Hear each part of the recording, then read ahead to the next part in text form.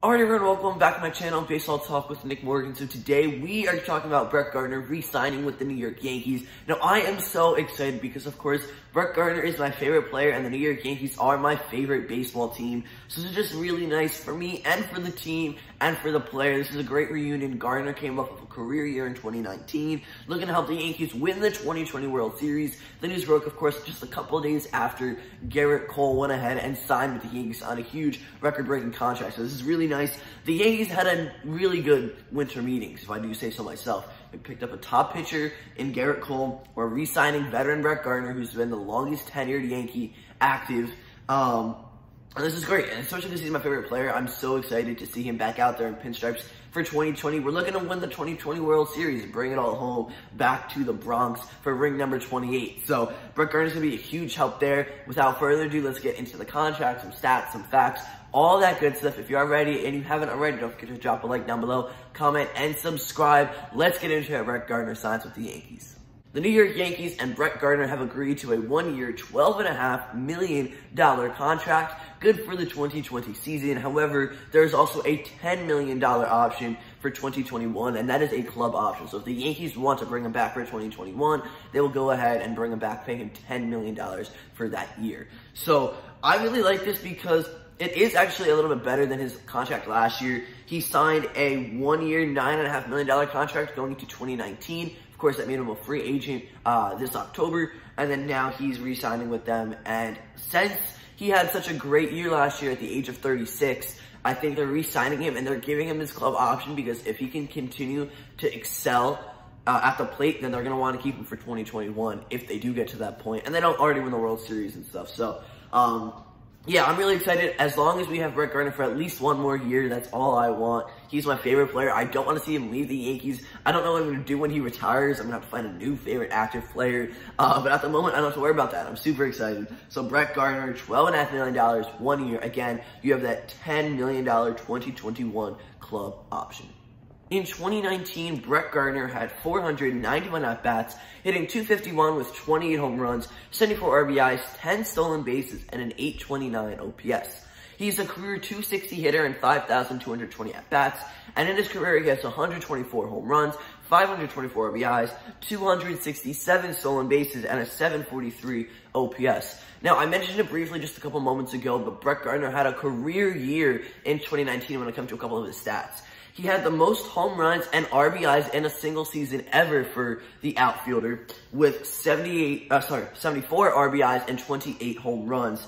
And that came, again, at 36 years old. So hopefully that means in 2020 when he comes back with the Yankees for this one-year contract, he's going to continue to do better, maybe even match those numbers, if not exceed them. That would be great. And he did very well at the plate last year. I mean, his average was a little bit low, .251. That's about a hit every 4 at-bats, but that's not that bad, honestly. And he still has the speed to him, 10 stolen bases. I'm sure that's probably the most out of all the New York Yankees. I should know off the top of my head if it is or it isn't, but I do know that Brett Gardner still got some speed to him, which is great because we need that. We don't steal bases a lot, so you know, it is nice to have that. And I guess we don't need to steal all the time because we do have some power guys.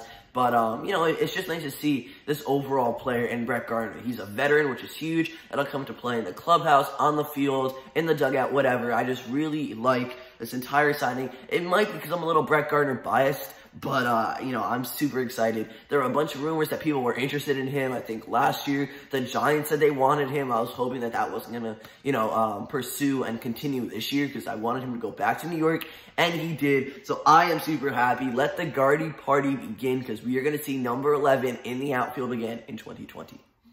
A little background on Gardner. He was drafted in the 3rd round, pick 109 by the New York Yankees in the 2005 draft. So he wasn't like one of the top picks or anything. He came later in the draft, but still has shown to be very good throughout his entire career.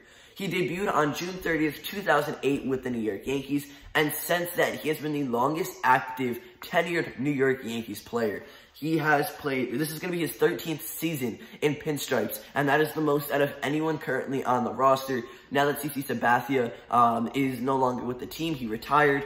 Gardner is there by himself. He's one of the only, you know, veterans that have really been there for a while. And it's nice to see that presence that he's going to have, and he's going to really help the team boost their morale. Of course, we did see the Let Brett bang in 2019, which I loved. If you guys don't know what I'm talking about, Brett Gardner would bang the bat, up against the dugout wall or ceiling. And then when people would get on base with a big hit, they do this, the Brett banging motion. So that's just really cool. And, it's nice to see those types of things because he really impacted the team in 2019. And hopefully he's going to do the same in 2020 and really be a big help. I think he definitely will be. Again, he's my favorite player. I'm excited for him. I'm happy he's rejoining the Yankees.